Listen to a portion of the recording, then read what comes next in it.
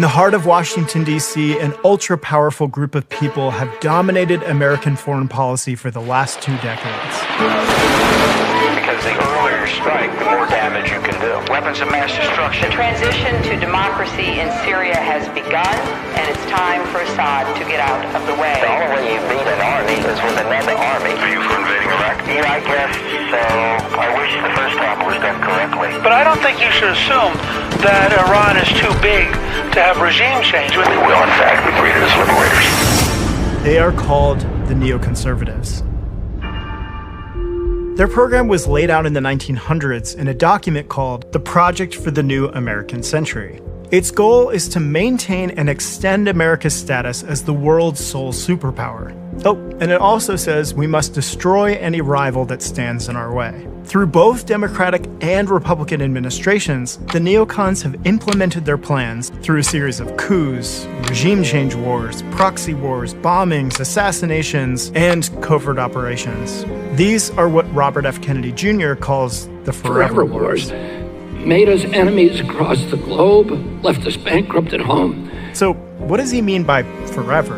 America's actions are legal, so this is a just war. President Donald Trump authorized a drone strike at Baghdad International Airport last night. The Biden administration giving Ukraine permission now to strike inside parts of Russia with American-made weapons for the first time. The United States has been embroiled in one military conflict after another continuously since 9/11, and none of them ever succeeds. Foreign military occupations breed violent insurgencies. The shootings, the torture, the general chaos helped drive thousands of Iraqis, especially from the minority Sunni community, into the arms of radical groups led by brutal gangsters such as Abu Musab al-Zarqawi, the same groups, Al-Qaeda in Iraq, ISI, that would later coalesce into ISIS. And not to mention the cost. The cost of the regime change wars in Afghanistan, Iraq, Syria, and Libya just since 9/11 was $8 trillion. That would be enough to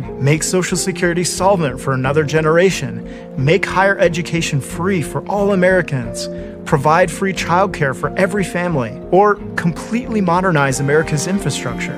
But instead, we squandered that $8 trillion on vain fantasies of world domination. And Presidents Trump and Biden were fully on board with the neocon agenda. For example, Trump appointed arch-neocon John Bolton as National Security Advisor. So I think we're down to basically 2 other options. One is regime change in Tehran, and the other is the targeted use of military force against aspects of Iran's nuclear weapons program. And as for President Biden, he has taken every opportunity to escalate the Ukraine war. Many don't remember this, but he scuttled a peace deal that Russia and Ukraine negotiated in Istanbul in April of 2022. Shortly after the war began. And we are now, under this administration, closer to World War III than we have been since the Cuban Missile Crisis. It's not only America that's fallen into this simplistic good guy, bad guy thinking.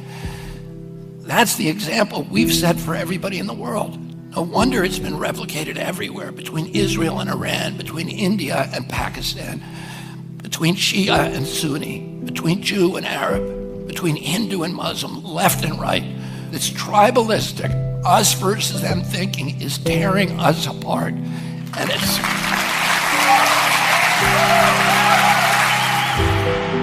Robert F. Kennedy Jr. will utterly transform American foreign policy.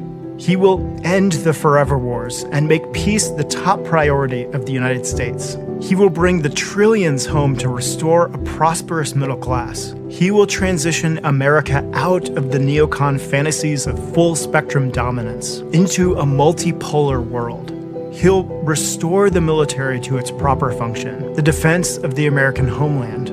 He believes that the country is ready to turn its attention and resources toward rebuilding our strength from the inside out. And that is why Robert F. Kennedy Jr. invites any American, whether you support him or not, to join him in signing a pledge.